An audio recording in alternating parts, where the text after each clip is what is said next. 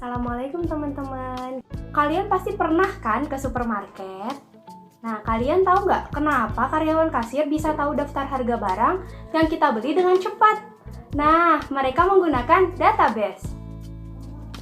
Database itu adalah kumpulan informasi atau data yang disimpan dalam komputer yang memungkinkanmu untuk menganalisis dan mengelolanya dengan cara yang tidak bisa dilakukan jika kita hanya mencatatnya di kertas biasa. Terus menurut kamu sebelum ada komputer gimana ya para pedagang mencatat barang dagangannya?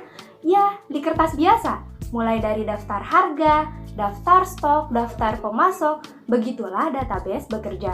Mereka pada dasarnya kumpulan dari daftar-daftar, melainkan bukan di kertas, tapi di komputer. Dengan database, data-data tersebut dikelola dan membuat kita dengan mudah mencari informasi dengan cepat dan banyak. Dan banyak lagi fungsi-fungsi lainnya maksudnya. Dalam sistem database terdapat beberapa komponen yang mendukung, di antaranya 1. File database. File ini memiliki elemen-elemen data atau masing-masing item data yang disimpan dalam salah satu format organisasi file database.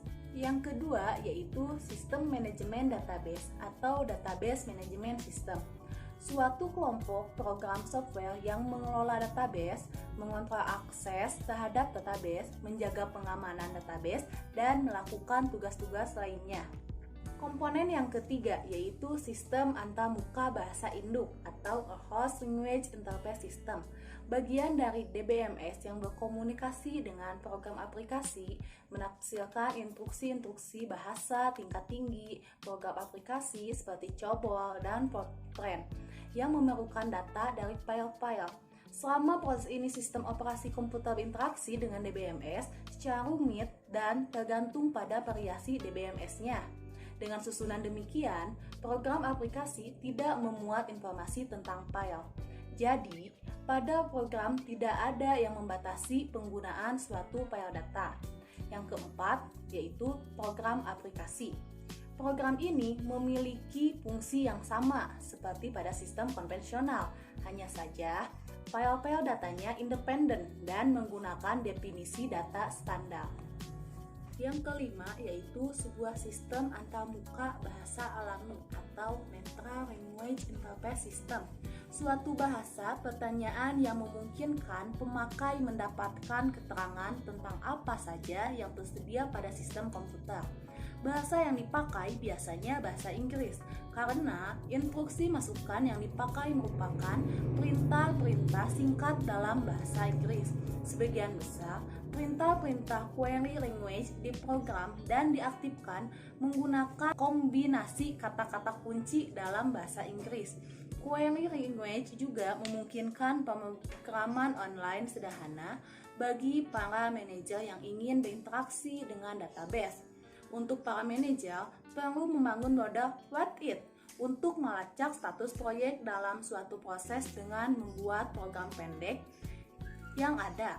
Sistem antarmuka berbeda, yaitu keduanya tidak didesain untuk memecahkan masalah, tetapi untuk mengakses database dan menerima informasi tentang status dari isi record. Yang keenam, yaitu kamus data, pusat penyimpanan informasi data-data dari database yang memuat skema database, yang mana nama di setiap item dalam database, serta deskripsi dan definisi atribut-atributnya, yang merujuk pada data standar. Kamus data berisi informasi lokasi database pada file database, aturan mengakses data, pengamanan data, serta kondisi informasi data. DBMS menerima permintaan dari satu program dan mengakses kamus database untuk melihat apabila program memiliki data yang dicari dan memastikan lokasi data pada database. Yang ketujuh yaitu terminal pengaksesan dan pemutakhiran yang online. Titik letaknya pada berdekatan atau berjauhan, bisa berupa DAM, terminal smart, terminal maupun mikrokomputer. Untuk yang ke-8 yaitu keuangan atau pembuat reportase, terdiri atas laporan biasa, dokumen, dan laporan khusus. Sistem manajemen database atau DBMS (Database Management System) adalah kelompok paket program yang mengelola file-file database. DBMS juga mampu menambah dan menghapus record, mengorganisasi kembali database dengan menandai ruang penyimpanan agar proses lebih efisien dan mampu melakukan hal-hal lainnya. DBMS juga memiliki pengamanan data. Pengamanan data ini adalah suatu hal yang sangat penting. Hal ini dikarenakan database diakses oleh banyak pemakai. DBMS memberikan atau menolak izin penggunaan program aplikasi bagi pemakai terminal yang akan mengakses file database. Beberapa program dan pemakai mempunyai izin untuk mengakses record atau file tertentu karena telah mendapatkan izin yang diperlukan, tetapi tidak untuk bagian database yang lain. Dan DBMS akan memeriksa bahwa hanya bagian tertentu yang telah diizinkan sajalah yang dapat mengakses database. Hal penting yang lainnya bagi pentingnya pengamanan database adalah sentralisasi sedemikian banyak data dalam satu file logik, sehingga menjadikan pengorganisasian file sangat rawan kerusakan. DBMS harus mampu memberikan jaminan apabila database rusak, baik seluruh maupun sebagian, dapat cepat direkonstruksi kembali dengan cepat dan tepat. Untuk itu, maka DBMS harus memiliki program rutin yang dapat menentukan record mana yang dipengaruhi oleh malam fungsi gelap dan kemudian merekonstruksi kembali record tersebut. Harga dari DBMS ini berkisar antara $500 sampai $200.000 untuk dipasang pada sistem komputer mini dan komputer mikro yang kemampuannya terbatas. DBMS untuk komputer mini dan komputer mikro hanya memiliki file pengamanan akses dan file kemampuan rekonstruksi yang terbatas. Kini terdapat lebih dari 40 DBMS untuk komputer mikro. Dalam memilih DBMS perlu adanya pertimbangan, bukan hanya karena mahalnya harga. Di sini terdapat 4 yang terpenting. Yang pertama, bahasa query. DBMS tanpa query language mungkin cukup untuk pemrosesan data, tetapi agak terbatas kemampuannya untuk keperluan manajerial. Kecepatan untuk mempersiapkan laporan manajemen ini terbatas karena tidak ada query language. Yang kedua, pertimbangan-pertimbangan keamanan atau security considerations. DBMS tertentu tidak memiliki pengamanan data, misalnya seperti password yang memungkinkan hanya orang tertentu saja yang dapat mengakses database, sedang yang lainnya memiliki file pemulihan yang samar-samar atau bahkan tidak ada sama sekali. Ketiga, biaya tak langsung pemrosesan atau overhead processing cost. Seperti pemrograman dengan menggunakan software lainnya, program akan diproses oleh CPU yang lebih mengutamakan pemrosesan data ketimbang jenis program lainnya.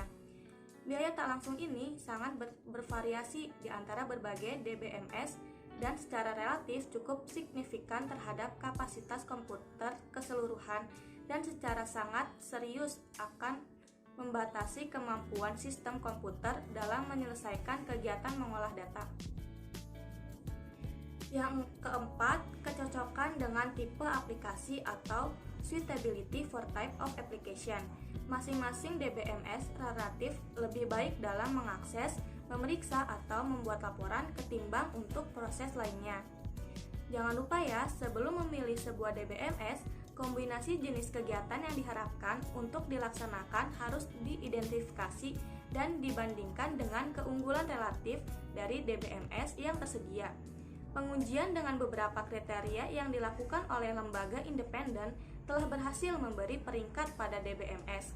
Seringkali laporan yang mereka hasilkan diterbitkan dalam jurnal tentang pengolahan data. Beberapa database yang mungkin terletak di berbagai lokasi yang sama maupun terdistribusi secara geografis.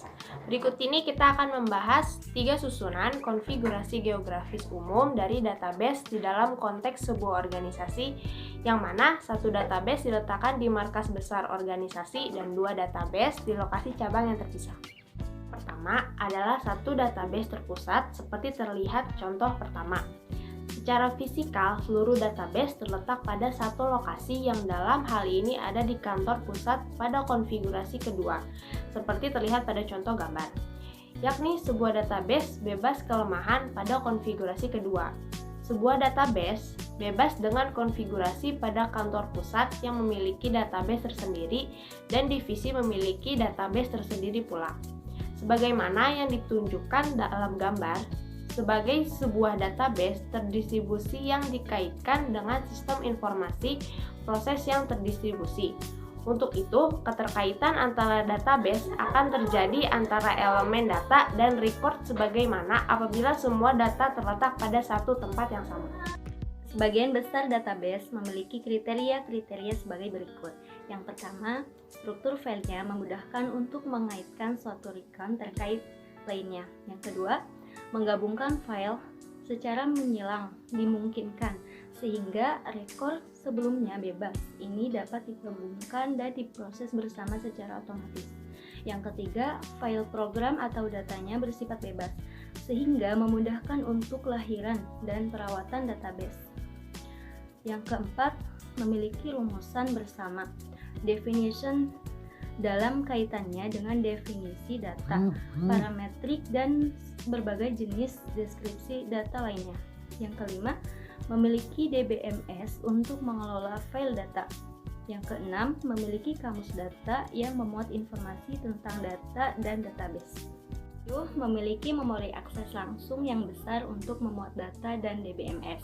Yang kedelapan, memiliki program dan piranti komunikasi yang canggih yang memungkinkan banyak pengguna untuk mengakses data secara serempak.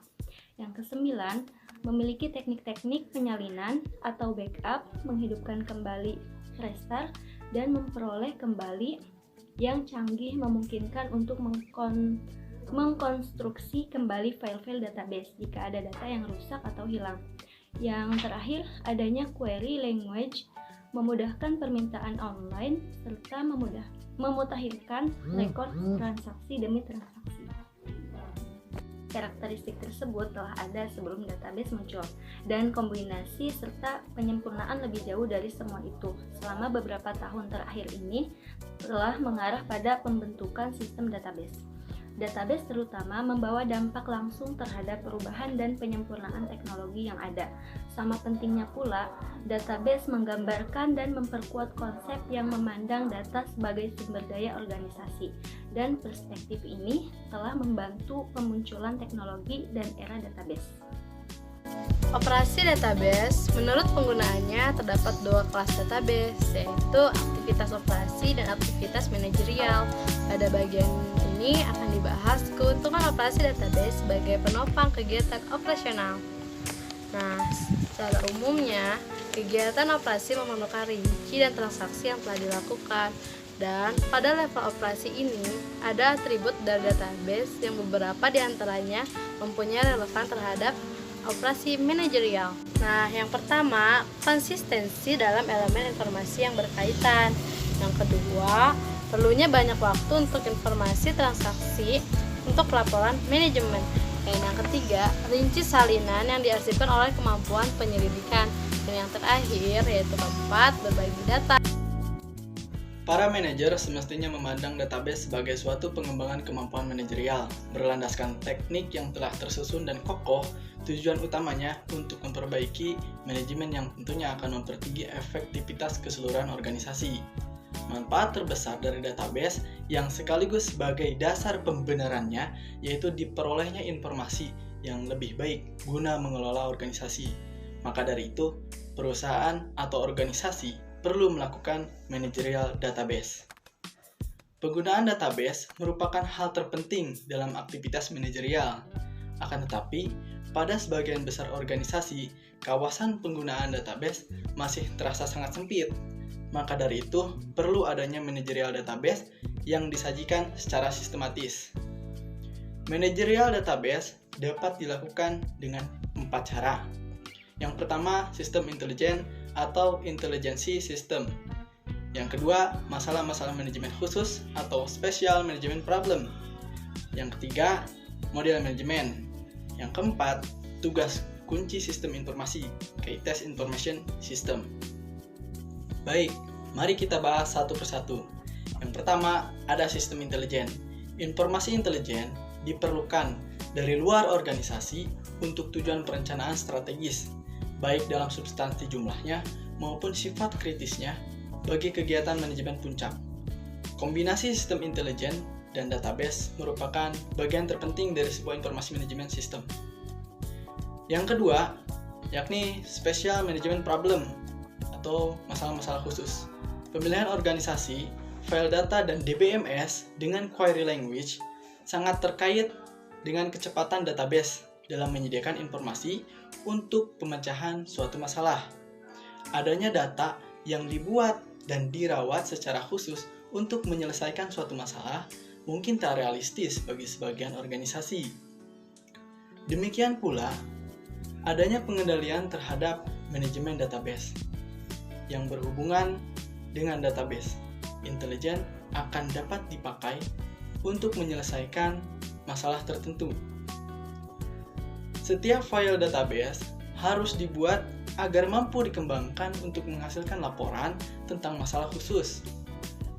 Seperti dengan mencoba mengantisipasi keperluan data di masa yang akan datang dan membuat persediaan petunjuk atau pointer dalam database sehingga data yang diantisipasi dapat dicari secara cepat dan tepat apabila dibutuhkan. Tidak semua masalah dapat diantisipasi, namun dengan bantuan sebuah database masih mungkin untuk lebih dipercepat persediaan informasi yang diperlukan. Yang ketiga yaitu model manajemen. Cara ini dapat melayani seorang manajer dengan meningkatkan kemampuan dalam membangun model-model komputer untuk keperluan manajemen. Untuk mengaksesnya, data tidak perlu harus diformat kembali dan ditempatkan dalam file terpisah. Inilah hal praktis dalam pemodelan sistem non-database, kemampuan sistem database dalam membangun seluruh file baru. Nampaknya telah merangsang beberapa perusahaan yang berharap dapat membangun sistem pendukung membuat keputusan. Itulah hal praktis dari cara ketiga ini. Kemudian yang keempat yaitu tugas kunci informasi. Database dapat membantu para manajer dengan mengorganisasikan sistem informasi yang berkaitan dengan tugas utama manajemen.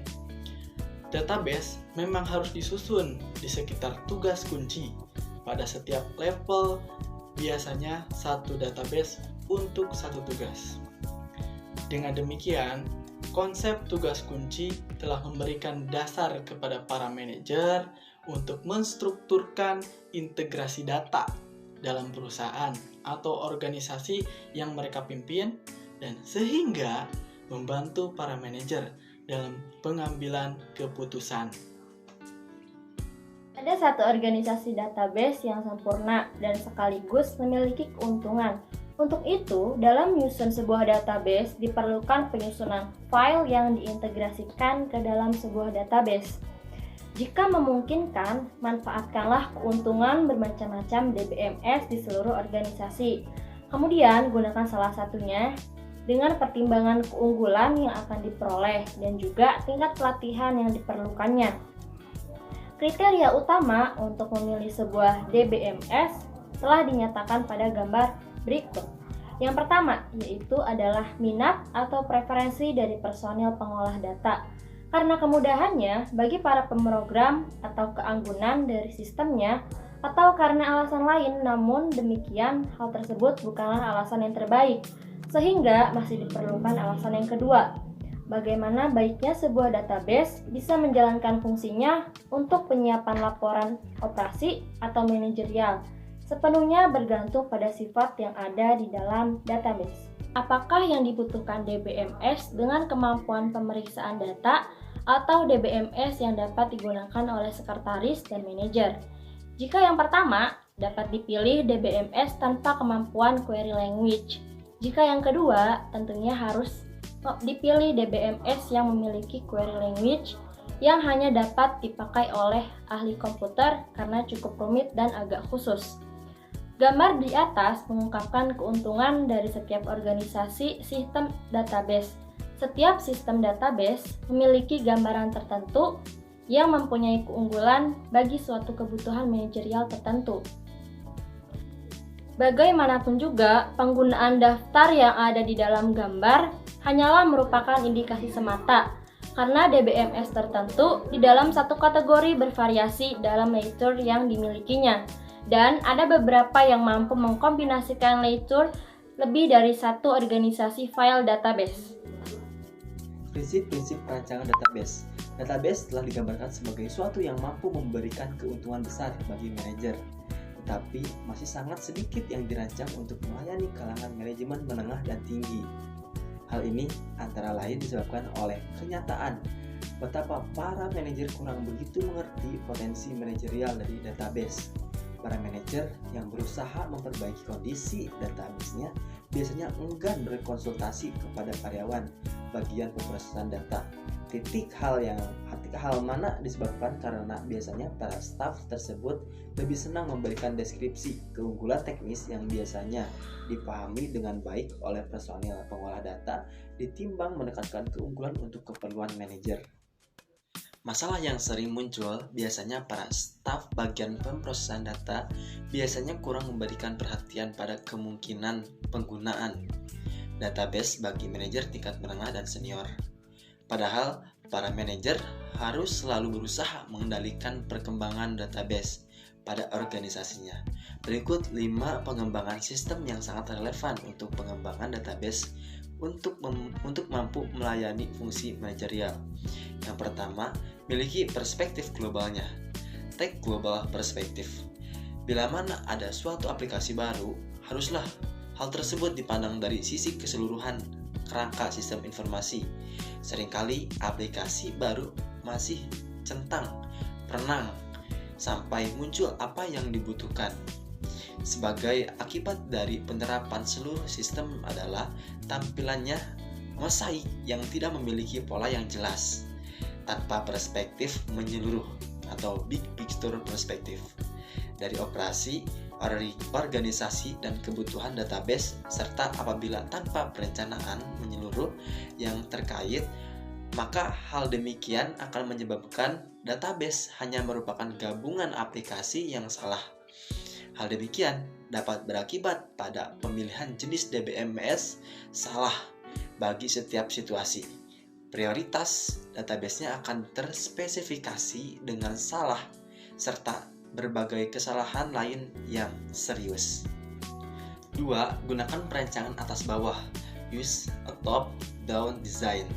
Akan sangat berbahaya bila suatu proyek database dimulai dengan memfokuskan kebutuhan informasi pada level terbawah organisasi. Suatu pendekatan bawah atas atau bottom up saja tidak akan melepaskan dari orientasi operasionalnya, sehingga kebutuhan akan suatu database manajerial tak terperhatikan. Pada pendekatan top down untuk perancangan database secara eksplisit diawali dengan pengenalan kebutuhan manajemen. Titik pendekatan ini menitik beratkan pada kebutuhan informasi dari manajemen senior dan menengah. Dan yang ketiga, berikan laporan informasi secara selektif atau provide for selective information reporting. Database harus dirancang sedemikian rupa sehingga ada satu jenis laporan utama dapat diberikan kepada setiap kegiatan manajemen yang salinan rinciannya dapat disiapkan atas dasar permintaan titik laporan utama. Hendaknya berisi semua informasi yang diperlukan untuk tugas manajerial. Tidak boleh dijejali dengan beberapa laporan database sekaligus guna memilih informasi yang relevan. Dan yang keempat, berikan database yang berbeda untuk tingkat manajemen yang berbeda, atau provide for different and multiple database for different levels of management.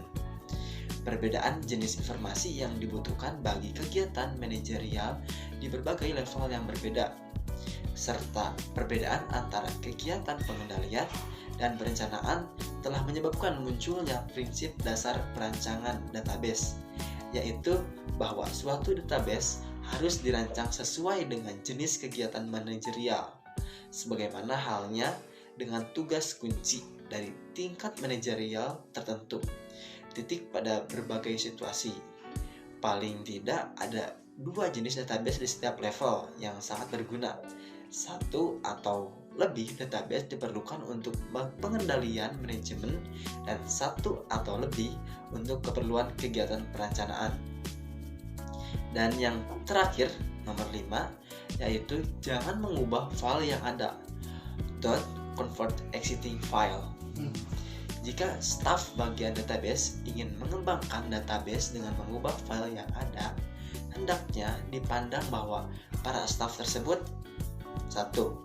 Tidak mengetahui dan menyadari konsep sumber daya manajemen, atau paling tidak belum mempraktekannya. Yang kedua, tidak menerapkan salah satu dari dua perspektif global dan perancangan top-down. Yang ketiga, bermaksud membangun database yang tidak lintas fungsional. Keempat, tidak mengakhiri dan menggantikannya dengan sistem file yang lebih mahal, namun belum tentu lebih efektif dibanding sistem yang pernah ada sebelum dikonversi. Dampak database pada proses manajemen. Sebelum membahas dampak database pada proses manajemen, kita harus tahu dahulu proses manajemen. Proses manajemen yakni bagaimana para manajer melakukan kegiatan yang berubah bersama berjalannya waktu sesuai dengan lingkungan sosial, budaya, pengaturan atau hukum dengan lingkungan ekonomi. Dua faktor penting yang ikut mendorong perubahan proses manajemen adalah tingkat umum dari metode pendidikan, metode manajemen atau general level of education in management method, dan pengembangan teknologi baru yang dimaksudkan sebagai alat bantu manajemen. Teknologi database merupakan perluasan dari teknologi komputer yang memiliki dampak yang dramatis terhadap bagaimana cara seorang manajer mengelola. Dampak yang menyeluruh dari database adalah pada kemampuan pengintegrasian sistem informasi yang selanjutnya meningkatkan integrasi dan juga mengubah proses manajemen dengan cara meningkatkan aksesibilitas data dan mentransformasi manajemen ke dalam program yang lebih real time. Seiring dengan berkembangnya teknologi untuk mengorganisasi database guna kepentingan manajemen dan pula database semakin digunakan secara luas, maka cara kerja para manajer juga ikut berubah. Efek umum yang muncul adalah konsekuensi dari berkurangnya kendala informasi pada kegiatan manajemen serta meningkatnya informasi yang diperlukan oleh manajer yang bersedia baik dalam bentuk maupun pada waktu yang diinginkan. Bagaimanapun juga, perubahan dalam proses manajemen hanyalah masalah derajat saja, dan batas berlangsungnya perubahan juga berlangsung secara gradual. Teknologi yang diperlukan untuk mengorganisir database untuk keperluan manajemen masih terus berkembang. Bahkan setelah berkembang penuh, masih diperlukan waktu beberapa tahun sebelum gunanya menyebar luas. Selanjutnya, masih diperlukan waktu beberapa tahun lagi bagi manajer untuk mempelajari sehingga mampu menarik keuntungannya sebesar-besarnya. Administrasi database. Tugas penting DBA sebagai agen perubahan adalah memperkenalkan teknologi baru, menerangkan keuntungan dari tugas kunci yang baru, dan meyakinkan anggota organisasi agar bersedia menerimanya. Selain itu, DBA juga memiliki tugas-tugas penting diantaranya. Yang pertama, menuntun perancangan awal database, serta pengembangan lebih lanjut dan memperluas database apabila memang diperlukan. Yang kedua, menetapkan dan menentukan database standar. Yang ketiga, menentukan isi database, memastikan bahwa data yang dimasukkan pada mulanya dalam bentuk yang diperlukan dan kemudian menjadi bagian database. Yang keempat, menetapkan atau memantau pengendalian database, kebijakan pengamanannya, dan merancang prosedur yang mampu menjamin bahwa pemutakhiran database berlangsung terkendali dan cepat. Data tersedia bagi penggunaan secara bonafide atau terpercaya dan dapat digunakan hanya oleh yang berhak. Data yang hilang dan rusak agar dapat diatasi dan diperoleh kembali. Meningkatkan arti penting dari tanggung jawab meliputi penetapan dan pemantauan kesesuaian kebijakan tentang pengaksesan komputer, mikro, dan database organisasi. Yang kelima, melayani penggunaan database. Lewat kegiatan ini, para pengguna diberitahu tentang bagaimana menggunakan dan memperoleh keuntungan maksimal dari database. Sebagian besar kegiatan ini dilaksanakan melalui pendidikan dan pelatihan. Dari pembahasan pada bab ini maupun sebelumnya, kita semua diajak bersikap optimis terhadap janji dan prospek dari database. Amatlah wajar jika kita akhiri pembahasan pada bab ini dengan memberikan catatan bahwa database bukanlah suatu keunggulan yang tiada celah. Sesungguhnya, database masih memiliki beberapa kekurangan, khususnya pada database berskala besar. Beberapa di antaranya akan dibahas sebagai berikut. 1. Kurangnya ahli database. Agaknya, kekurangan terbesar dari teknologi database adalah sifatnya yang terlalu rumit dan terlalu sedikit organisasi yang memiliki staf yang cukup ahli untuk menerapkan dan mengelola database dengan baik. Hal demikian akan mempertinggi peluang kegagalan atau hanya sedikit berhasil dalam penerapan database. Sesungguhnya, sedikit saja database yang benar-benar berkualitas baik. 2. Biaya pemrosesan data sangat tinggi. Database biasanya bertanggung jawab atas pertumbuhan, yang berarti dalam pemrosesan data suatu organisasi, serta kenaikan yang wajar atas biaya pemrosesan data. Membesarnya ukuran ini menunjukkan kenyataan bahwa program DBS yang biasanya berukuran besar harus memproses untuk mengakses, memanggil, dan memperbarui data. Sebagian di antaranya disebabkan oleh overhead yang berkaitan dengan pengelolaan dan reorganisasi sistem file yang rumit. 3. Kebutuhan software dan hardware yang bertambah. Penambahan kapasitas memori akses langsung, kemampuan komunikasi lebih besar meliputi data software komunikasi, dan kapasitas prosesor tambahan menjadi besar, jelas diperlukan untuk sebagian besar sistem database. Hal demikian tentu berimplikasi pada peningkatan biaya hardware.